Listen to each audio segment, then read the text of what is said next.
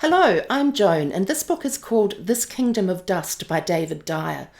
Many people will remember the Apollo 11 landing on the moon in 1969, when Neil Armstrong walked on the moon for the first time, followed by Buzz Aldrin, while Michael Collins circled around in space in the mothership waiting to bring them home.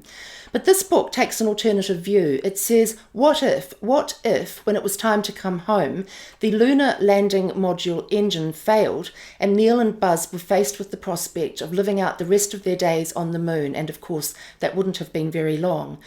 The story's told from three different perspectives, from Buzz on the moon, facing his own mortality and wondering if he'll ever see his family again. There's his wife Joan back on Earth, who's surrounded by astronauts' wives, watching the moon landing on TV and realising that something is going badly wrong. Of course, most of the rest of the world was watching at that time too. And the third character is a guy called Aquarius, who's a journalist who's been contracted to write a big article about the moon landings. And Aquarius is based on the legendary Norman Mailer, who wrote a book about the moon landings after they happened and was himself a very interesting guy.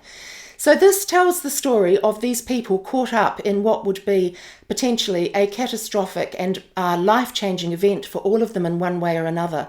I particularly found it interesting reading about the way that NASA approached and managed the astronauts' wives. The rules and regulations they had to live by were quite extraordinary and I suspect are authentic. And this tells the story, as I said, from a completely alternative point of view about what might have happened and what the impacts would have been on the people involved.